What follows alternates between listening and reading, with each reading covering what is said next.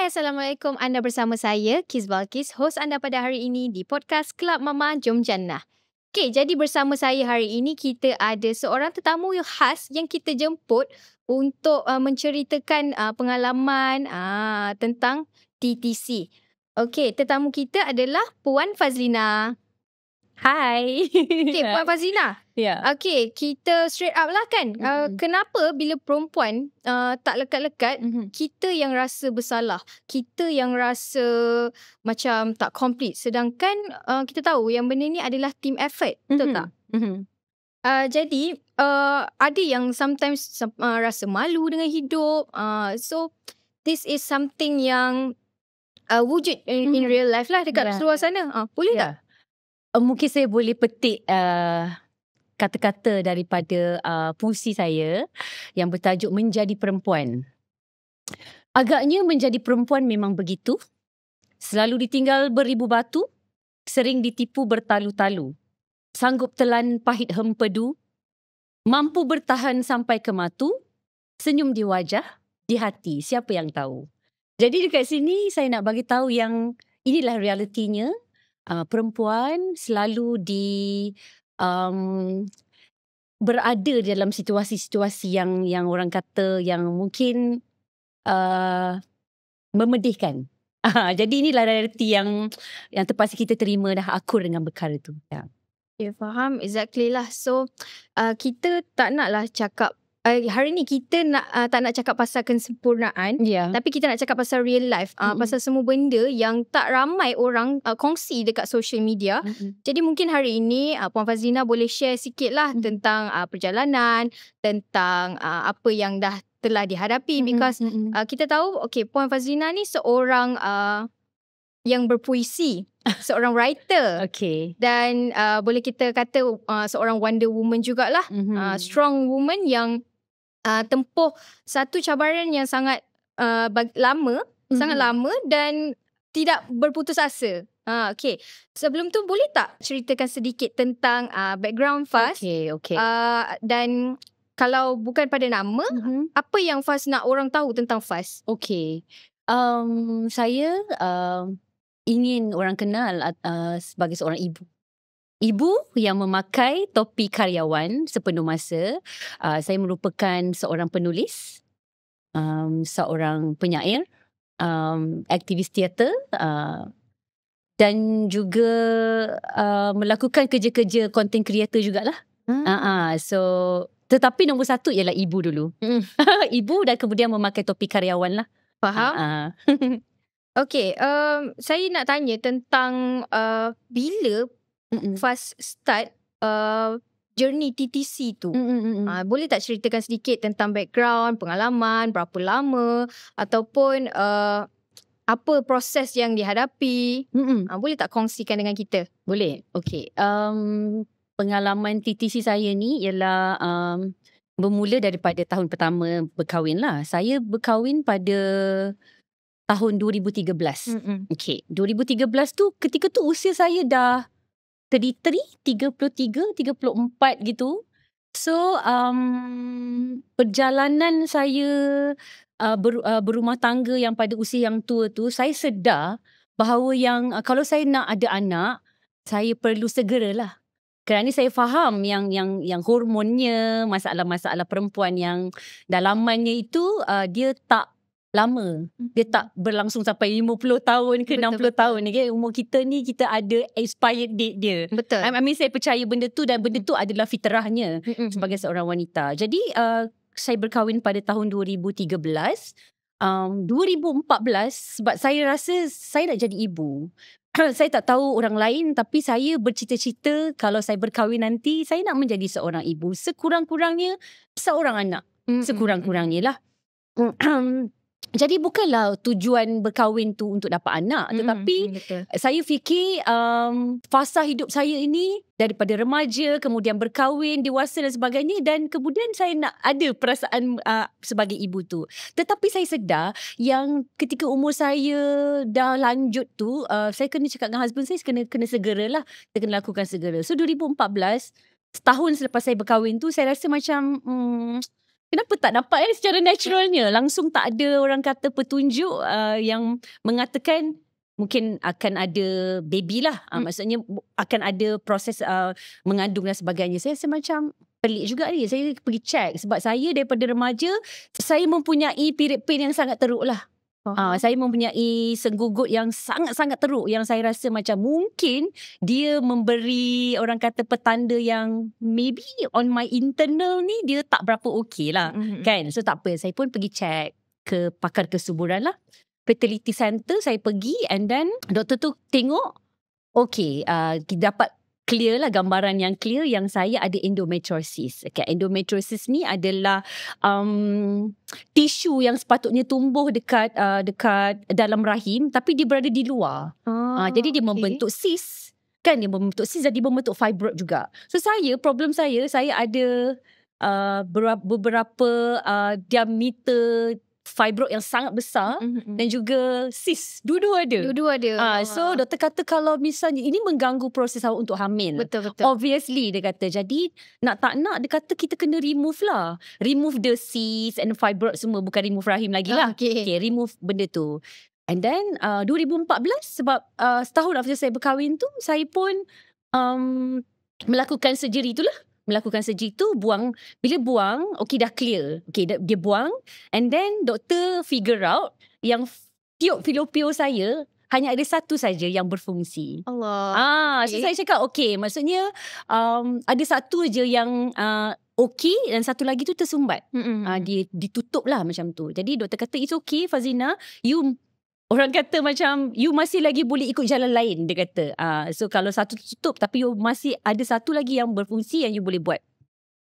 Cuma pada ketika tu dia bagi tahu saya why not kita cuba sesuatu yang lebih besar, iaitu pergi kepada IVF atau IUI. Saya macam ada sifat macam degil-degil macam tu lah. Kenapa dah surgery and then kita try je lah naturally. Kita ada satu sikap yang ingin mencuba benda tu betul. Secara semula jadi.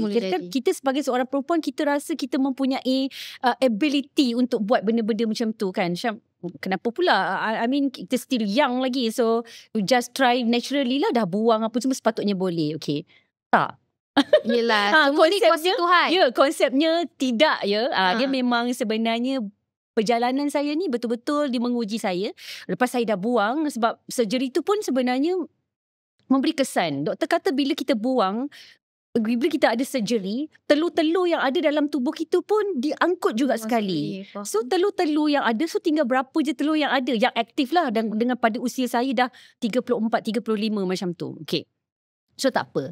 So saya dengan husband saya ni macam take it easy lah kot yang. Kita relax dulu, kita tak perlu nak push sangat. Dan kita pula dulu bekerja dalam industri kreatif kan. Husband saya seorang penulis dan sebagainya. So dia rasa macam maybe Tuhan nak suruh kita enjoy our life lagi, relax lagi apa semua lah. So dia kata okay tak apa. So kita relax dulu. And then saya rasa macam tak boleh jadi ni. Macam makin lama usia saya makin tinggi, makin tua kan. Jadi saya cakap dengan husband saya, tak boleh ni dah 6 years. 7 years dah masuk. Tapi all the way tu kita dah cuba dah. Kita buat IUI and kita buat rawatan-rawatan tradisional. Macam-macam cara kita buat. Macam-macam lah. Duit pun dah banyak habis. Duit pun dah banyak habis. Cuma kita belum pernah buat IVF lagi. Okay. So ketika pandemik, masa tu saya rasa macam bila pandemik ni kita macam-macam, kita overthinking tau. Macam-macam benda yang kita lalui, kehidupan kita menjadi sangat sunyi gitu. Yalah, so saya rasa macam pada ketika tu dia macam climax yang saya rasa macam that's it lah. Saya rasa saya perlu ada juga seorang baby kat rumah ni. Saya rasa jomlah kita ambil anak angkat. Pada ketika tu. Okay. Jadi husband saya cakap, yang kita kena bagi chance juga pada diri kita untuk cuba one more time. Kata one more time. Lepas tu saya cakap tak boleh. Masa tu saya rasa down sangat. Dah rasa macam cukup lah, penat lah dengan COVID lagi. Dengan COVID dan sebagainya. Memang stres gila. So akhirnya husband saya berjaya pujuk dan kita buat sekali lagi pergi ke fertility. Kali ni memang doktor tu cakap macam ni, dengan umur awak, dengan banyak benda yang berlaku dalam internal awak, and we go for IVF. Betul. Pada ketika itulah baru kita rasa macam okay, mungkin ini agaknya cara yang dah ditentukan, dah dimaktubkan dalam hidup saya untuk try benda ni, dan Alhamdulillah kita buat 2019 ke 2000 saya buatlah sepanjang tahun itu, kemudian dikurniakan cahaya mata pada tahun 2021. Alhamdulillah. Sekarang anak dah usia berapa tahun? Anak saya sekarang bulan 7 ni umur dia 4 tahun. Dah besar dah. Alhamdulillah. Dapatlah seorang. Dapat. Tak apa. Yang penting ada selagi Alhamdulillah. Saya pernah dengar yang orang cakapkan selagi kita ada rahim, jangan give up, sebab InsyaAllah rezeki tu akan datang pada masa yang tepat. Saya percaya betul. Betul kan? It's the right time. Benda kadang-kadang rezeki yang kita tak nampak tu, macam kenapa kita macam ni kan? Kenapa kita macam tu? Kita selalu tidak bersangka baik pada Allah lah. Ya. Jadi mungkin ujian yang kita lalui itu adalah something yang ujian yang kita lalui itu terdetik memberi pengajaran pada diri kita untuk terus bersabar, sebab mungkin in the future ada ujian yang lebih teruk, dan tapi sebabkan kita dah lalui ujian yang kita dah lalui sekarang ni, kita lebih reda lah dengan future. Betul. Okay, seterusnya I nak tanyalah macam mana Faz boleh tak ceritakan momen yang paling perit sekali lah sepanjang TTC tu? Okay. Perit okay. Saya rasa sebab saya ni saya dan husband saya bekerja sendiri kan. Jadi kami terus terang memang kami tak ada capital. Okay. Bila kita tak ada capital, kita pun bukannya orang yang senang macam tu kan. Yang macam nak buat IVF, okay, ada 20,000 buat. No, kita sedar diri. Kita berada dalam satu ekonomi keluarga yang sangat sederhana. Jadi kita pula bekerja yang macam tak menentu kerjanya. Jadi untuk mengumpulkan duit untuk membuat satu rawatan kesuburan tu sesuatu yang mahal, challenging lah untuk kita. Very cabaran yang sangat besar. Jadi pada ketika kita decide untuk buat, memang kita kumpul duit and kita berikan seluruh masa dan jiwa dan tenaga kita kepada perkara tu. Itu yang sebenarnya tak terjadi pada ketika saya TTC sebelum-sebelum ni. Saya buat IUR, saya tak jadi, saya give up. Saya buat ni tak jadi, give up. Buat rawatan tradisional, buat sikit-sikit aja. So benda-benda yang saya rasa tak fokus dan tak bersungguh-sungguh. Ini perkara ni memang betul-betul kita nampak yang bila kita buat sesuatu tu bersungguh-sungguh, memang Allah dah janji dah.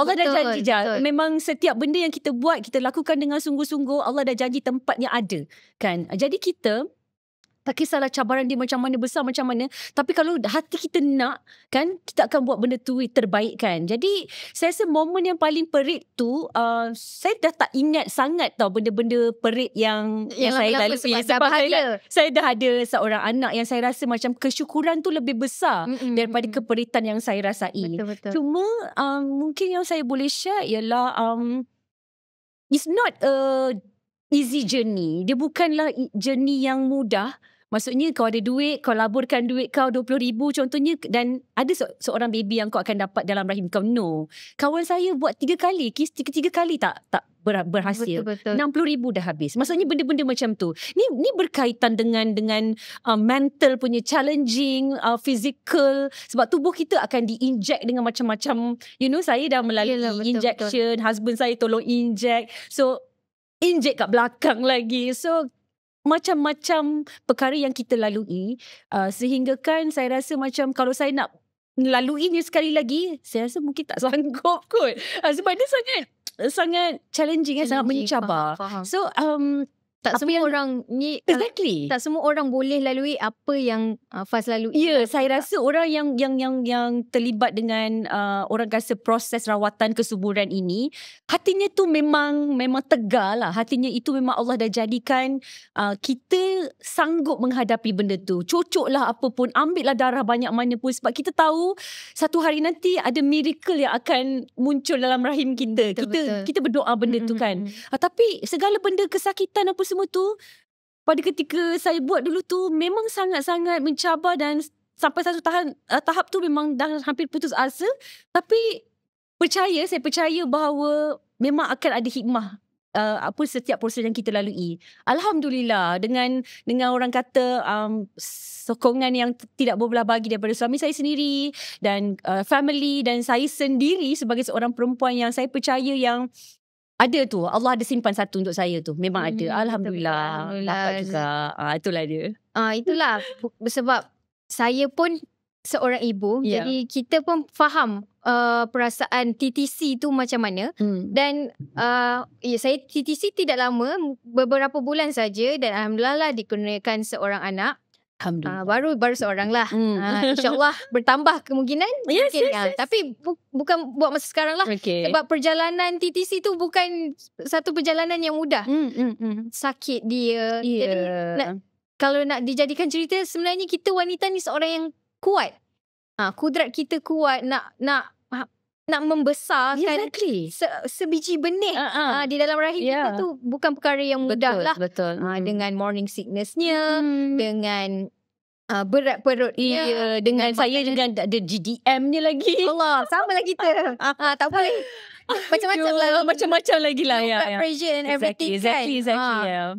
Kalau macam boleh tak kongsikan dengan saya apa yang paling tadi kita sedih kan, momen yang paling excited lepas dapat tahu yang Puan Faz pregnant. Saya IVF ni kan dia punya prosedur dia ialah dia tanam embrio kan dalam rahim kita. Embrio yang maksudnya sperm dan ovum dicantumkan di luar, kemudian disenyawakan menjadi embrio. So embrio tu dah sebenarnya membentuk benih yang dah nak jadi baby kan, dalam beberapa minggu tu. So bila dia dah masuk ke dalam rahim kita cuma perlu masa 2 minggu untuk tahu sama ada kita pregnant ke tak. Itu proses dia. Jadi bila dah dimasukkan, hari yang dimasukkan tu saya ingat lagi pengalaman tu, bila dimasukkan tu nurse kat situ cakap, okay Fazlina, you tengok monitor and itu nampak tak embrio you tu kita dah masukkan. Say hi. Cakap say hi. Oh hi, mama tunggu kat sini. Okay, saya ingat lagi pengalaman tu sebab cara saya dimasukkan embrio tu dimasukkan ke dalam rahim saya. Sebab saya ni bila dah nak dimasukkan tu, doktor kata saya punya rahim dah lah satu tube tak ada. Lepas tu rahim saya pula songsang. Allah. Bila songsang, kalau orang lain masuk macam lurus je, saya punya kena masuk lalu jauh. Lalu ikut pendalaman sikit. So maksudnya saya punya ni dia tricky sikit. Jadi bila nak masuk tu, dia doktor sendiri kena betul-betul fokus sebab untuk masukkan di tempat yang tepat. Betul. Jadi kebanyakan kegagalan IVF ni ada banyak benda lah. Antaranya macam tempat yang diletakkan tu, and then kadang-kadang benda tu tak grow dengan baik. Saya kes yang miracle-nya, saya cuma ada 2 telur. 2 telur yang telah disenyawakan. Jadi sejak ada 2 embrio. 2 saja ni tau. Maksudnya kalau saya nak buat lepas ni memang dah tak ada telur. Jadi telur 2 ni disimpan. Jadi doktor kata, okay Fazlina, dengan umur you sekarang dah 40 semua, kita masukkan 2-2. So kalaulah benda tu tak jadi, saya tak ada harapan lah untuk menjadi ibu. Maksudnya melainkan saya ambil anak angkat macam tu lah. Doktor masukkan 2-2 sebab doktor kata macam ni, okey lah kita tawakal, kita masukkan 2-2. So kita kena berdoa lah semoga 2-2 ni jadilah. Alhamdulillah dapatlah satu yang jadi tu. Jadi berbalik kepada soalan kes tadi tu kan, tentang apa tadi? Best moment. Best moment. Saya rasa best moment tu ialah bila doktor bagi tahu yang confirm positif lah. Sebab masa tu saya dalam masa 2 minggu tu, saya pergi mengada-ngada, pergi gatal, pergi check dengan pregnancy test. Saya pergi check. Hari ke-7 ke hari ke-8. Saya macam mengada-ngada. Padahal doktor dah kata dah jangan check. Sebab di antara within waktu tu, tak sahih lagi. Faham. You kena ngam-ngam tunggu 2 minggu dan doktor sendiri akan bagi keputusan darah tu, dia ambil darah. Pergi check, tak sabar. Pergi check. Negatif pula. Down teruk. Nangis-nangis semua. So husband cakap, you ni ada lah pergi check. Semua kan dah jadi down. And then nurse call lah ke hari ke berapa tu, hari ke 15 gitu. Dia call, dia cakap, okay Puan Fazlina, besok you akan datang untuk check darah. So far macam mana? Saya cakap dengan dia, Saya pergi check nurse saya check negatif kan. Dia kata lah, siapa suruh pergi check? Okay, tak apalah. So besoknya tu saya macam ada rasa macam mungkin jadi kot benda ni sebab saya tak ada tumpah darah ataupun saya tak period kan, selalunya dia akan keluar period dan sebagainya, ataupun ada tumpuk-tumpuk darah gitulah. And then pergi ke hospital and then jumpa doktor, doktor tunjuk result and then kita dua macam okay. Itulah momen yang saya rasa macam sampai mati pun saya akan ingat lah. Sebab saya rasa macam sesuatu benda yang selama ni kita bertungkus lumus. Maksudnya selama ini kita berdoa kan, ya Allah, kau kurniakan aku sekurang-kurangnya seorang anak. Untuk aku belajar menjadi ibu dan untuk aku belajar makna orang kata menjaga amanah Allah kan. Menjaga amanah Allah. So hari-hari yang kita doa tu, bila doktor bagi tahu tu, walaupun anak tu tak ada lagi dalam perut kita, maksudnya tak lihat depan mata kita, tapi dia seolah-olah memberitahu yang selama ni perjuangan yang kita lakukan, alhamdulillah Allah restu dan Allah memberi peluang kepada kita sebagai hamba yang banyak dosa ni Kis, untuk peluang merasa pengalaman menjadi ibu dan menjaga amanah Allah yang saya fikir yang saya dah hampir give up dah Kis. Faham. Dah hampir give up dah. Tapi Allah, baiknya Allah ni dibagi juga peluang kami berdua merasa nikmat menjadi ibu bapa dan nikmat membesarkan seorang anak. Yang saya rasa itu momen yang paling, saya macam betul ke doktor? Tu doktor tunjuk kan. Lepas tu husband saya dah bagi tahu dalam kereta kalau apa-apa jadi jangan nangis. So dia macam tegak je. Dia macam okay, dia pegang tangan saya. Don't cry. Dia cakap don't cry. So saya macam tahan lah. Tapi saya menangis juga depan doktor. And then kita keluar, duduk dalam kereta, buka kereta, masuk dalam kereta, and then dia pegang tangan saya. Saya macam, kita memang pecah lah dalam kereta. Memang nangis. Husband saya pun nangis. Saya cakap dengan husband saya yang baiknya Allah dekat kita. Kita ni pendosa kan. Kita ni banyak dosa. Kita banyak ingkar apa yang dicakap kan. Tapi Allah bagi juga kita rasa nikmat ni kan. Saya rasa itu yang saya akan kenang lah sampai bila-bila lah pengalaman tu. Teringat pula kisah beberapa tahun lepas kan. Dia tak boleh dah. Dia part ni memang ni sikit lah. Betul-betul sebab Fat tu like buatkan Faz lebih rasa bersyukur. Betul-betul. Saya kan sepanjang pregnancy saya tu, saya bukan, kalau orang cakap kan excited tau Faz sepanjang kau rasa moment tu kan, macam kau rasa dia bukan lebih kepada excited tau sebab saya ni di dalam pregnancy yang berisiko. Umur saya dah 40 masa tu. Lepas tu saya pula high risk lah sebab IVF lagi. Yes, dengan internal saya yang banyak problem. Jadi memang sangat high risk dan memang sangat perlu dijaga. Jadi tapi saya memang ikut segala prosedur. Saya tak langgar satu apa pun. Kalau doktor suruh saya makan benda-benda tak apa-apa pun saya makan je lah. Sebab because saya rasa macam saya bergantung kepada betul. Saya dedicate keseluruhan hidup saya untuk baby yang baru nak grow tu. Jadi saya lebih kepada nervous Kis. Jadi bila orang cakap excited ke Fazina apa semua kan, saya cakap excited yes, tapi dia paling besar lebih tu ialah nervous tu. Nervous lagi dia tak keluar nervous dia Kis. Ya Allah. Betul saya macam perasaan tu. Ya, sebab saya masa masuk ke dalam bilik operation tu, saya kena caesar kan sebab dengan usia saya semua, saya buat IVF semua, saya caesar. Saya betul-betul nak dengar suara tangisan baby saya lah. So bila doktor pegang, dia tunjuk dan suara baby saya menangis, saya rasa segala beban dan segala tangisan, segala keringat ni, rasa macam Allah tarik tu, macam saya terapung tau dekat bilik bodah tu. Bilik bodah.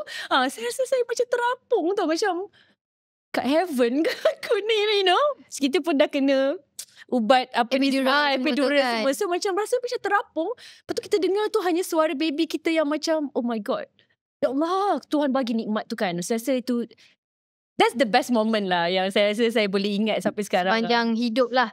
Sepanjang hidup sepanjang hidup. Betul lah. Rezeki tu memang kita tak nafikan. Allah akan bagi pada waktu yang tepat. Betul. Apa yang kita kena buat tu lah bersyukur, berusaha, dan last kali tawakal. If kita dah buat semua benda tu, kita akan rasa kita redha lah. Betul kes. Kalau orang cakap kan macam kau dah cuba sehabis baik ke? Sekurang-kurangnya kalau misalnya tak jadi pun, contohlah macam embrio hari tu masuk semua tu tak jadi, at least kan saya boleh bagi tahu saya dah cuba. Semua benda Saya dah cuba paling climax yang paling boleh mampu. Hard level Exactly. So maksudnya saya nak bagi tahu yang yes, saya dah buat semua benda ni. Saya dah ikut segalanya, tapi Tuhan tak bagi lagi rezeki kepada saya. Maksudnya di sini sama ada saya kena terus mencuba dan saya kena redha lah. Memang ini adalah takdir yang Allah dah berikan kepada saya. Tapi dengan perjalanan yang Allah berikan kepada saya ni, saya rasa dia satu keajaiban yang hanya orang-orang terpilih aja yang dapat benda ni. Dan saya sangat-sangat bersyukur perjalanan saya ini menjadi, orang kata, bukan saja inspirasi kepada saya untuk saya lihat balik diri saya, ketahanan yang saya buat, perjuangan yang saya buat. Saya juga berharap ia juga menjadi inspirasi kepada ramai orang yang sedang TTC, yang melihat dan mendengar podcast ini untuk jangan putus asa. Betul. Jangan putus asa dengan janji Allah. Allah dah janjikan, cuma kita kena berusaha lebih. Kita kena fight, kita kena lawan, kita kena usaha. Jangan rasa macam bila orang dah cakap, tak, ambil je lah anak angkat fast. Tak. Saya rasa bila saya fikir balik kan, kalaulah betul husband saya, masa saya cakap dengan husband saya pun redha dan cakap, ambil je lah anak angkat, senangkan. Kita mungkin lain kan dah perjalanan dia. So bila husband saya cakap, why not kita try one more time. Okay, kalau kali ni kalau tak jadi juga, then kita proceed. Tapi memang betul ni. Jadi Alhamdulillah. Syukur. Nak tadi Faz ada cerita yang husband sangat supportive lah. Boleh tak ceritakan apa yang peranan suami buat yang menyebabkan korang jadi bersatu, like togetherness lah dalam this journey? Okay. Husband saya, dia seorang yang sangat relax lah, jadi chill lah. Dia tak ada konsep macam nak push ke. Dia tahu ni tubuh saya, this is my body, this is my choice. So dia tahu bila yang awak nak, bila yang awak perlukan, sebab dia tahu yang akan menerima segala efeknya adalah perempuan. Betul. Jadi dia tak pernah paksa saya, dan dia tak pernah cakap pun macam I teringin sangat nak ada anak pada usia. No, dia tak pernah langsung. Sebab dia tahu, daripada dia kenal saya tu, dia tahu dah saya mempunyai sejarah period yang sangat teruk. And dia pun tahu usia saya pada ketika tu. Dia sedar, dia aware bahawa perjalanan kita ni mungkin tak mudah untuk kita dapat baby. Tapi kita tengok macam mana. Dia macam tu tau. Dia macam, kita tengok macam mana, sejauh mana kita boleh push. Jadi segala bentuk orang kata perjuangan yang saya buat, IUI lah, saya buat rawatan tu lah, rawatan ni lah, dia sentiasa ada lah. Saya rasa perkara ni sangat penting sebab kita tak boleh buat benda ni seorang-seorang. Ya, betul. Terutama bila kita nak dapat proses mendapat baby ni kan, memang sebenarnya perlu team effort lah. Betul. Perlu berpasukan. Contoh macam buat IVF kan, kena ada orang yang inject kita, kena ada orang yang tengokkan ubat kita, yang kena makan dan sebagainya, bawa kita pergi klinik dan sebagainya, yang ialah ada jadual dan sebagainya kan, yang memberikan kata-kata semangat mental dan sebagainya. Yang masa saya 3 bulan pertama, saya morning sickness teruk sangat. 3 bulan tu saya tak bangun atas memang duduk atas katil je sebab muntah, memang all the way muntah, pagi, petang, siang, malam. Husband saya yang masakkan, husband saya urus rumah dan sebagainya. So saya fikir seorang suami, dia bukan pasal impian dia tau. Dia perlu ada ketika kita berasa di saat yang paling kita rasa fragile. Saya rasa itu keperluan isteri lah pada saya, yang macam dia rangkul kita ketika kita dalam keadaan yang rapuh ni. Dia pelengkap. Kita rapuh kan. Jadi dia datang kat kita, dia rangkul kita, dia bagi tahu it's okay. Kita buat benda ni sama-sama and we do this together, and susah you, apa yang you cakap je. So apa benda yang I boleh buat, I buat kan. Cuma dia memang tak boleh rasa apa yang kita lalui lah. Injection ke apa ke, sakit, muntah, dia tak dapat rasa. Tapi dia kena ada untuk melihat benda tu supaya dia sedar yang tak mudah. Inilah dia moment dia, yang moment of truth kan, yang mana kau tengok kebenaran, kau tengok bini kau muntah, bini kau apa sakit pinggang dan sebagainya, apa panas dada dan sebagainya. So I think setelah melalui 8 tahun perjuangan TTC, takkanlah ketika kita berada dalam, orang kata, moment pregnancy tu dia tak boleh nak berbuat sesuatu yang lebih baik. Betul. So patutnya dia gandakan lagi kan. Itu yang saya rasa memang husband saya memang macam saya macam princess lah. Kan. Sebab kita pun kita nak dapat susah dan sebagainya kan. Duit labu dah banyak dah ni. So memang kena orang kata banyak benda yang kena korbankan lah. Dan saya rasa memang kena tag team. Dan kena always communicate lah. Communicate, bagi tahu yang I memang rasa sakit dada atau panas dada. So dia akan bangun and buat macam-macam benda untuk redakan ataupun untuk bagi kita lebih relax lah kan. Betul. Sebab bila pregnant ni kan, kita baru lepas habis pantang. Jadi nak ceritakan jugalah. Suami saya pun sangat membantulah. Sebenarnya peranan suami ni pun besar, betul kan? Sangat. Dia tak boleh buat seorang. Betul. Kena dua-dua terlibat. Betul. Sebab dengan sakit badan, kita tak mampu. Kadang nak kerja pun tak mampu. Macam saya setahun saya cuti. Okay. Dari pregnant, dapat tahu pregnant, sampailah saya habis beranak. Saya memang tak mampu. Betul-betul. Tak mampu nak bangun, bekerja dan sebagainya. Faham? Keluar je muntah. Saya punya morning sickness sepanjang pregnancy lagi. Ya. Masya Allah. Sepanjang pregnancy. Jadi saya rasa macam, ya Allah, rezeki apa yang kau nak bagi? So we take it as a positive. Exactly. Memang perjalanan tu susah. Tapi the result is macam hikmah dia sangat best. Sweet kan? Manis lah kan? Sebab kita nampak bahawa yang perjuangan ni kita tak buat seseorang. Kita as a woman, kita rasa macam betul kita yang melahirkan, kita yang yang growkan benda tu dalam rahim kita. Tapi ada orang kan yang berada bersama kita, pegang tangan kita, yang bawa kita bersama-sama dalam journey ni, yang tak meminggirkan kita langsung kan. Maksudnya kita melawan benda ni bersama-sama, which is saya rasa sesuatu yang kita akan kenang lah sepanjang hidup kita lah. Journey kita kan as a husband and wife lah. Sebab saya rasa menjadi ibu ni dia tak habis ketika kita melahirkan kan. Macam postpartum tu kan, fasa pantang, fasa tengok anak membesar. Saya rasa itu lagi challenging yang macam macam-macam ni kan. Setiap hari ada je benda baru yang kita akan berhadapan dengan anak kita. Itu benda lain pula lepas jadi ibu kan. So takkan berhentilah benda tu kisah. Takkan berhenti lah. Faham. Boleh tak Kis nak tahu apa reaction orang sekeliling, keluarga, kawan-kawan sepanjang 8 tahun TTC tu? Sepanjang 8 tahun. Okay. Saya ni jenis orang yang tak peduli sangat dengan apa orang cakap. Saya jenis begitulah. Walaupun kadang-kadang dia lebih kepada diri saya sendirilah. Saya kadang-kadang saya jenis sensitif. Jadi macam kalau kawan-kawan yang macam baru kahwin setahun, and then tiba-tiba ada baby, kawan-kawan rapat ni, saya akan sensitif lah. Saya akan balik, saya macam, ya Allah, yang diorang tu baru setahun tapi dah ada anak. You know, benda-benda yang macam saya rasa macam dah Allah nak bagi diorang kan.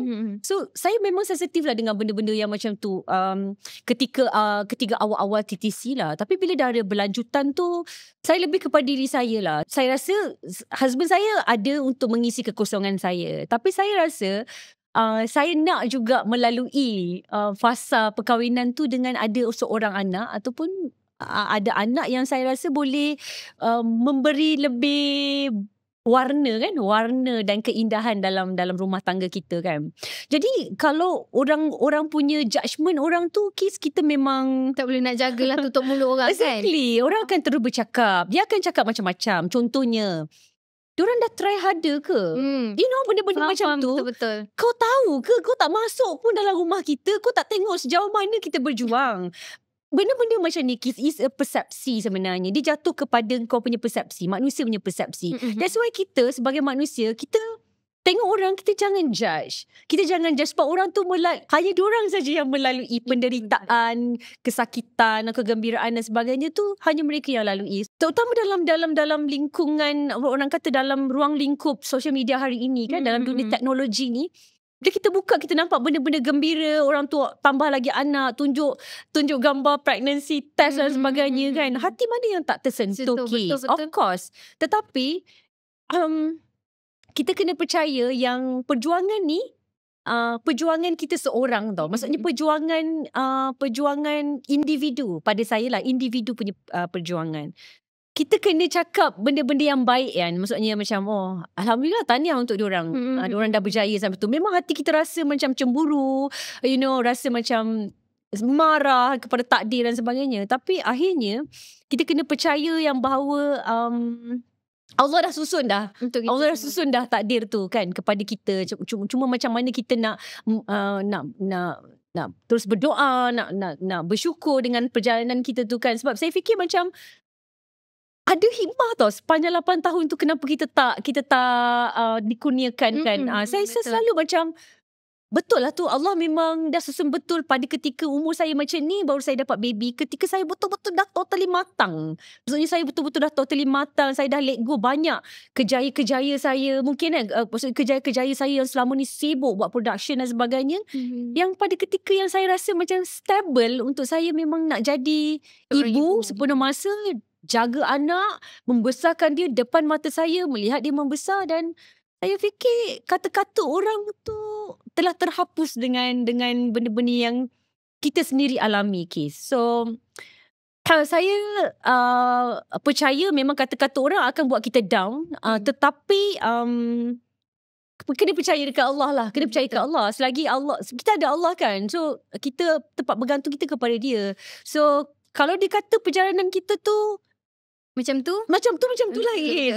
So kalau orang bercakap tentang judge ni, saya rasa mungkin saya boleh kongsikan satu petikan daripada buku saya ni. Sebab perempuan memang tak dapat lari daripada hal-hal yang menghukumi diri dia, sehingga kan dia jadi macam, yang ni saya tulis ketika saya selepas menjadi ibu selama 3 bulan, and then saya kumpulkan, saya tulis pengalaman, bukanlah pengalaman, maksudnya pandangan atau observation saya terhadap kehidupan motherhood lah. Saya baca sikit Ketika seorang perempuan lahir, dia mengheret bersama hukum dan peraturan yang merantainya. Entah siapa yang menciptanya, dari mana ia datang, seolah-olah seluruh kehidupan sang perempuan didasari dan dibatasi oleh undang-undang yang dipersiapkan oleh lingkungan. Terlalu banyak peraturan itu, ini, begitu, begini, sehingga kan perempuan itu memilih menjadi seseorang yang ditentukan oleh pendirian orang lain. Bernafas dengan andaian orang lain semata-mata untuk disukai, disantuni dan dicintai. Setiap hari perempuan-perempuan harus mempersiapkan dirinya untuk menjadi sempurna di mata orang lain. So saya tulis ni sebab saya terpukul dengan isu-isu yang ada di sekeliling kita tentang dunia motherhood lah. Lah, nak mengandung ni bukannya senang, bukan perkara yang mudah. Ya. Kalau orang nampak macam mudah kan. Ada setengah orang macam dia ni setahun sekali. Contohnya setahun sekali. Oh, mudahnya kan. Senang je dia. Itu kan pada saya kan, itu ujian dia lah. Itu ujian dia pula, Kis kan. Ujian kita tak tahu lagi kan. So saya rasa kena bersangka baiklah. Faz, boleh tak kongsikan dengan Kis benda apa yang orang selalu salah faham tentang wanita yang sedang TTC, yang struggle dengan TTC ni? Okay. Ada banyak lah persepsi yang saya boleh kumpulkan lah. Antaranya ialah orang anggap nak buat anak ni benda yang mudah. Satu. Betul tau. Sebab orang nampak macam kahwin ada setengah orang kan macam mudah, betul lah, lekatnya. Maksudnya kahwin sebulan dapat anak, contohnya. Dan setahun sekali, kadang-kadang setahun, ujung tahun dengan ujung tahun. Awal tahun dengan ujung tahun, you know. Ada orang anggap mendapatkan anak ni perkara yang mudah. Satu tu persepsi kan. Salah faham lagi ialah anggap setengah orang yang tak dikurniakan cahaya mata tak cukup berusaha. Pada saya benda tu masalah tu, Kis. Benda yang paling saya rasa macam orang cakap macam, betul ke dia dah cuba? Kan? Betul ke dia dah makan benda-benda yang sepatutnya ni? Betul ke dia dah buat benda-benda yang macam ni, macam ni? Hantar grup WhatsApp panjang lebar bagi tahu itu makan tu makan ni kan. It's not about that. Kau tak faham. Kau tak ada dalam rumah aku. Kau tak ada dalam relationship aku. Kau tak ada dalam tubuh aku. Jadi kau tak boleh tahu apa yang kita jalani. Tapi benda-benda salah faham beginilah. Dan satu lagi ialah semua orang ingat salah perempuan. Betul. Okay, ini persepsi juga. Semua benda kalau tak kesubur ke apa benda ke, perempuan yang salah. Perempuan salah. Sedangkan kau cek ke tidak laki kau. Maksudnya gitu kan. So masa kita buat kesuburan tu, saya dengan husband saya macam sangat terbuka lah. Macam cakap dengan husband saya, you pun ada kan? You pun ada, doktor kata ada juga drop. You punya tu ada juga drop juga. So apa benda you kena makan? You kena tambah makan ubat juga. So benda-benda macam ni kita kena rujuk kepada pakar, Kis. Kita tak boleh macam maybe sebab you kot yang handle lah. Macam tu, benda-benda yang you macam sepetik je orang tu. Itu kenapa diorang 10 years 10 years kahwin, nampak tubuh sihat-sihat lagi. Tapi kenapa tak kahwin ni? Kenapa tak dapat anak macam tu? Apa ni? Kan? Don't judge orang punya ni dengan luaran ataupun kau punya thoughts je. Because of at the end of the day kan, perjuangan diorang tu yang sebenarnya yang kita harus nampak kan. Bukannya tentang apa yang you fikir kan.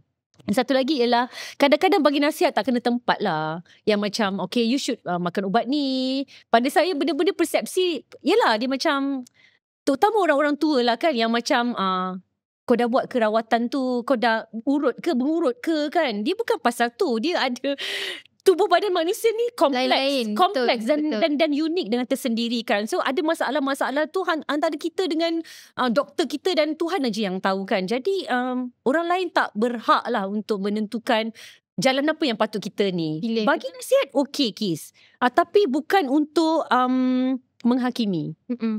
Okay bagi nasihat ataupun you know just bagi sokongan. Okay bagi sokongan okay, tapi jangan sesekali menghakimi ya. Itulah. Kadang orang selalu salahkan perempuan. Tak tahulah, saya rasa kita kena tukarlah persepsi atau pemandangan orang kat luar sana. If tak jadi je salahkan perempuan, tak jadi je salahkan perempuan kan. So benda ni actually betul lah yang kita cakap, this is a team effort. Dua-dua, kalau ada problem dua-dua kena check. Bukan seorang sahaja. Exactly. Ada case yang saya baca, husband dia totally, maksudnya zero, maksudnya memang spermnya memang ada masalah dan kualiti yang sangat teruk. Tapi rasa macam tak nak pergi check. Macam in denial dan rasa macam ego dan sebagainya. Itu pada saya memang tak boleh lah. Kau nak anak tapi kau sendiri tak nak berusaha untuk orang kata untuk sihat, untuk jadi orang yang maksudnya suami yang bertanggungjawab kan. Ada orang macam tu juga. Okay, so saya bersyukur lah. Kita bersyukur sebab kita mempunyai pasangan yang ditempa dari syurga. Maksudnya yang Allah kurniakan untuk kita support kita all the way perjalanan ni, supaya kita mengingatkan diri kita untuk keep on going, teruskan perjuangan ni sampai betul-betul kita rasa dah capai impian kita. Betul. Okay, Kis tadi nampaklah dah ada buku kan. Boleh tak tadi kan Faz ada cakap juga yang Faz punya background adalah seni dan puisi. Boleh tak share macam mana seni dan puisi yang jadi penyelamat Faz lah dalam journey ni? Okay, disebabkan saya memang orang seni lah ya, maksud pekerja seni. Saya menulis, saya berpuisi, saya juga membuat persembahan teater dekat luar. Saya rasa ini memang ruang terapi saya yang saya rasa yang membantu saya secara tak langsung dalam perjalanan TTC saya sehingga saya menjadi ibu lah. Dari kecil lagi saya rasa kata-kata selalu menyelamatkan saya. Selalu menyelamatkan saya dalam apa saja keadaan sekalipun lah. Sebab saya percaya dengan tulisan dan kata-kata, ia boleh menjadi ruang terapi untuk saya. So kalau saya sedih ke, saya berduka, saya rasa kehilangan atau kesunyian, kata-kata ni saya tuangkan melalui kata-kata dan benda tu akan automatically bukanlah berjaya menghapuskan masalah tu, tapi sekurang-kurangnya dapat meredakan fikiran dan thought saya dan jiwa saya lah. Contoh macam saya tulis tadi pasal perempuan ni. Pasal perempuan ni adalah ketika saya menulis dalam 5 tahun macam tu. Saya tulis ni ketika kita dalam TTC lah. Maksudnya dalam journey saya masih lagi single. Maksudnya kita berdua tak ada anak lagi. So kita macam-macam kehidupan perempuan yang saya citrakan dalam tulisan ini. Tetapi setelah saya mempunyai anak, anak saya tu sebenarnya memberi inspirasi kepada saya untuk menulis satu lagi koleksi buku, koleksi cerpen cerita yang saya bukukan, tajuknya Diam Dalam Gempita. Sebab saya tulis ni kebanyakannya ketika saya postpartum lah, dalam berpantang, waktu berpantang. Sebab saya rasa macam betul-betul sunyi dalam perjuangan. Perjuangan tu sangat sunyi, sangat menekan. Pada ketika tu pula masih pandemik lagi, mak bapa tak dapat datang tengok anak apa semua. So Diam Dalam Gempita ni memang saya tulis khas untuk diri saya yang melihat bagaimana motherhood ni, bagaimana nak ada susu, macam mana struggle ada susu, macam mana struggle untuk berhadapan dengan anak yang kecil, you know, tubuh badan. Ada satu tajuk ni saya tulis, izinkan ibu mandi sebentar, tajuk dia. Sebab cerpen yang saya tulis izinkan ibu mandi sebentar ni, saya fikir macam saya baru nak mandi tau. Lepas tu saya dengar ada rengitkan suara kat luar. Terngiang-ngiang je. Aku nak mandi dengan aman ni. Saya rasa macam, ya Allah, struggle-nya nak jadi mak ni. Barulah saya tahu ni. Kau tidak nak sangat kan nak jadi mak ni. Tapi bila berhadapan juga dengan dunia ibu ni, rasa macam Masya Allah. Dia punya challenging dia. Ya Allah, memang betul-betul mencabar, betul-betul challenging. Yang saya rasa macam, tak boleh ke nak mandi dengan aman? You know, sampai saya tulis kajiannya. Tak boleh. Kadang-kadang bunyi dia tak nangis pun, tapi terngiang-ngiang. Sebab kita ada mom insting yang mom punya guilty gitu kan. Kita rasa macam tak apa ke kita tinggalkan anak kita kejap kan. Tetap kita ada rasa macam insecure tu. Padahal okey je, dia nangis biasalah nangis kan. Tapi itulah yang saya tuliskan, yang tentang struggle, tentang new mom, yang saya fikir macam boleh juga menjadi inspirasi kepada ibu-ibu kat luar sana untuk membaca sebuah karya fiksyen tapi dekat dengan realiti kehidupan ibu lah. Jadi berbalik kepada soalan Kis tadi, betul Kis, sebab seni dan puisi ni sebenarnya adalah terapi jiwa saya, yang saya rasa mungkin kalau saya tak ada benda-benda tu, mungkin saya tak memperjuangkan titisi saya sehingga ke situ.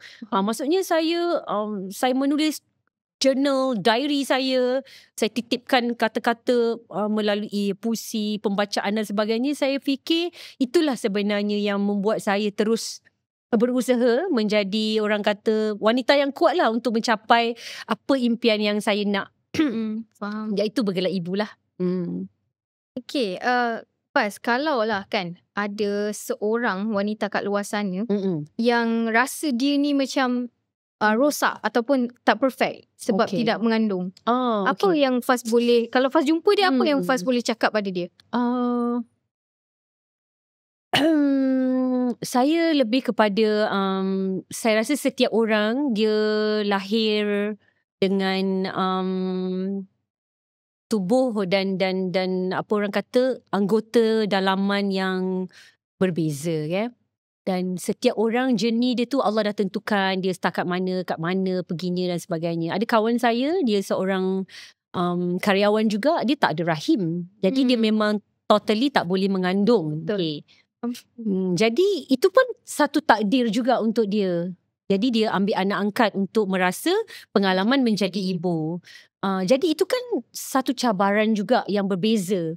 Jadi kita kena melihat bahawa hidup ni, hidup kita ni sementara kan. Memang Allah hadir kita kat dalam dunia ni memang sebagai ujian. Untuk kita melalui satu ujian demi satu ujian. Dia bukan tempat untuk kita bergembira. Dia bukan tempat untuk kita memeluk kebahagiaan. Tak ada kebahagiaan yang infinite. Tak ada kebahagiaan yang abadi. Yang abadi ketika nanti di syurga, nanti di tempat kita ni lah. Jadi pada saya, kalau orang duk cakap pasal rosak, pasal tak lekat-lekat sebab tubuh dalaman rosak dan sebagainya, saya rasa itu perkataan yang sangat harsh lah, sangat rude lah pada saya. Sebab kau takkan tahu benda-benda yang rosak ni. Allah aja yang buat kita, Allah yang jadikan kita kan. So berhenti untuk bagi tahu orang tu mandul ke, guna perkataan-perkataan yang mengguris. Saya rasa perkataan yang paling simple macam bila you nak pregnant, itu pun sebenarnya terasa. Tak payah nak trigger emosi orang kan. Memang kadang-kadang you rasa you nak casual je. Bila nak ada isi ni, dia rasa mungkin dia bergurau tau Kis. Tapi benda tu sensitif kepada orang-orang yang tengah TTC. Jadi jangan avoid benda tu kan. Just happy untuk kebahagiaan. Just happy untuk kehidupan dia. Be present, berada bersama dia, sokong dia. Sentiasa berbual dengan dia, beri sokongan. Jangan keluarkan perkataan-perkataan yang kau rasa akan mengiris dia. Kan? Jangan avoid terus benda tu kan. Sekarang ni kita pula ditanya, kesumah hati tak nak tambah Lagi satu adik ke? ke atau anak adik ke, benda-benda macam tu pula kes. So benda ni dia sirkulasi yang tak akan berhenti kes. Hidup ni pengulangan benda-benda yang pertanyaan-pertanyaan sama kes. Awak anak 3 bulan tak lama lagi orang akan tanya kes, bila nak nombor 2? Ya, walaupun baby awak kecil lagi. So kat sini kita nak bagi tahu yang masyarakat kita patutnya sedar lah kan. Saya rasa banyak awareness yang kita kena buat. Sebab masyarakat kita walaupun dah 2025 Betul.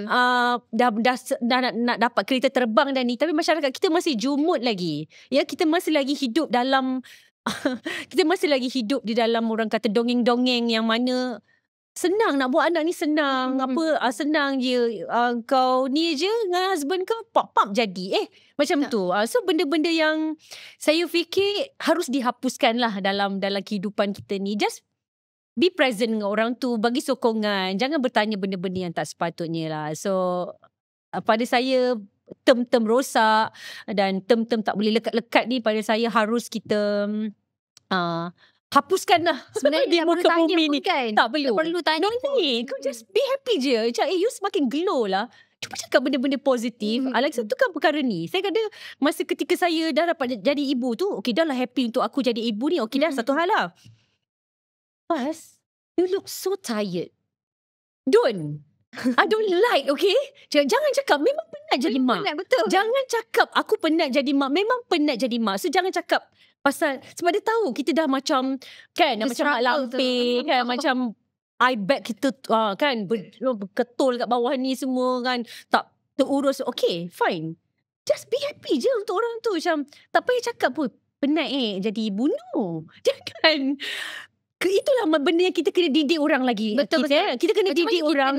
Just macam tu, awareness dekat orang. You look glow lah. I think mom suits you very well. Cakap benda-benda yang menaikkan orang tu. Saya rasa benda ni self reminder untuk diri saya juga. Jangan cakap yang bila kau jumpa mak yang kepenatan, jangan cakap. Memang obviously jadi mak ni memang penat kan.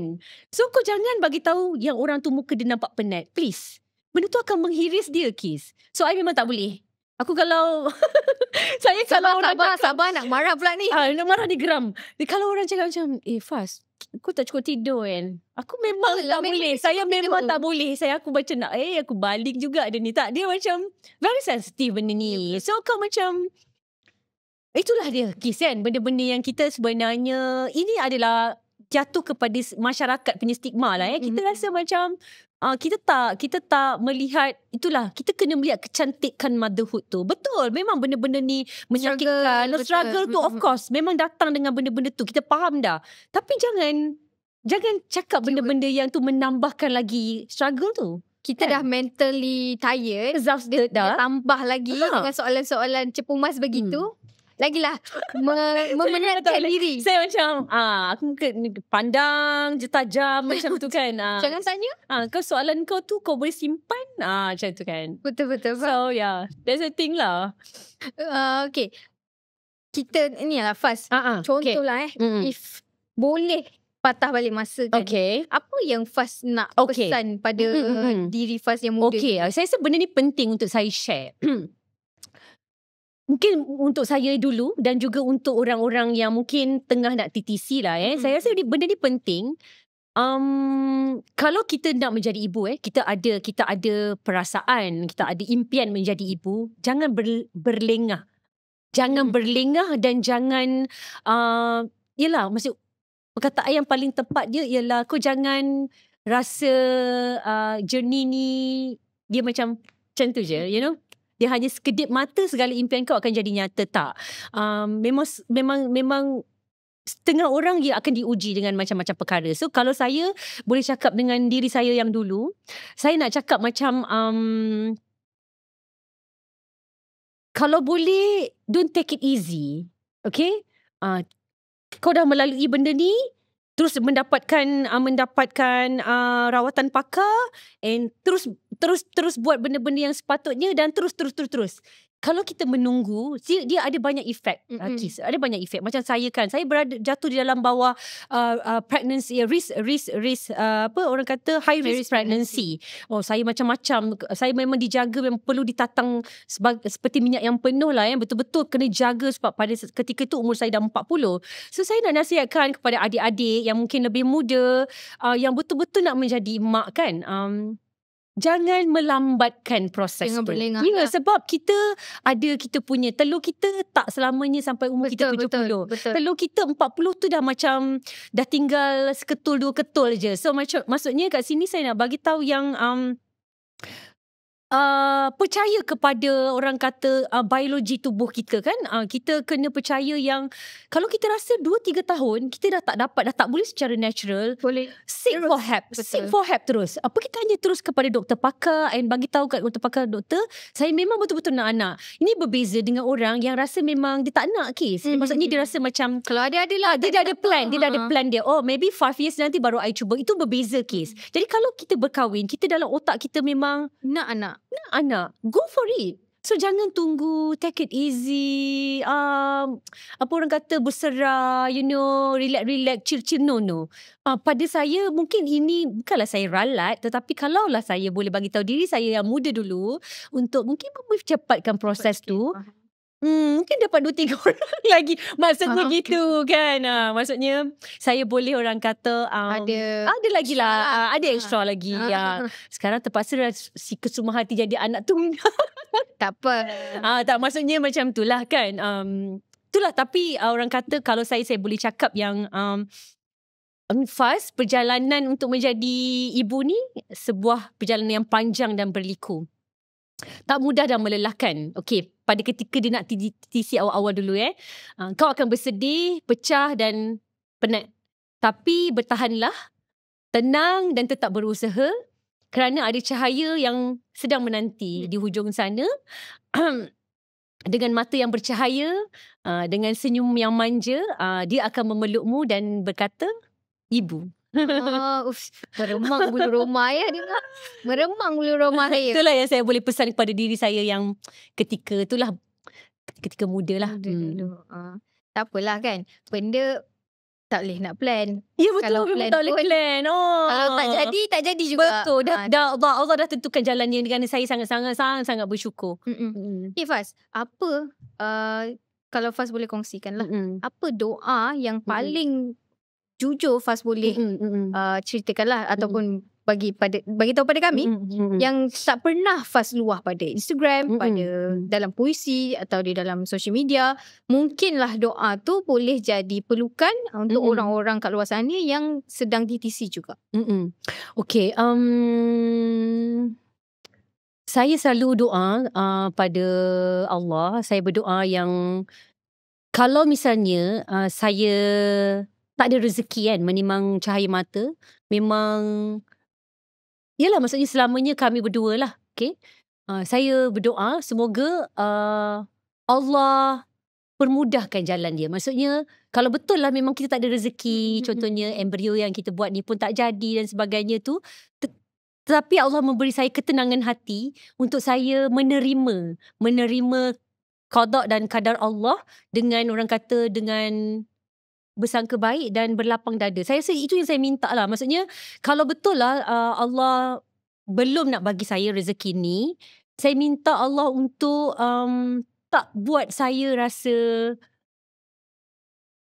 nak sedih, terjun bangunan ke. Maksud benda-benda macam tu yang di luar keterbatasan sebagai seorang manusia. Saya rasa bahaya juga sebab betul. Kadang-kadang kalau kita terlalu eager kan nak sesuatu tu, kita nak sangat anak sampai kita rasa macam takdir ni semua tak betul dah. Apa yang Allah beri kat kita ni semua kenapa tak nak? Betul.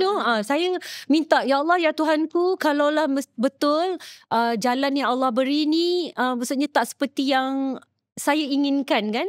Saya berharap Allah lapangkan hati saya untuk saya menerima bahawa betul lah selamanya memang saya akan hidup bersama suami saya sahaja tanpa ada seorang anak. Dan anak-anak tu mungkin datang daripada benda-benda lain. Contohnya macam saya mengajar teater kanak-kanak. So anak-anak tu adalah anak-anak saya.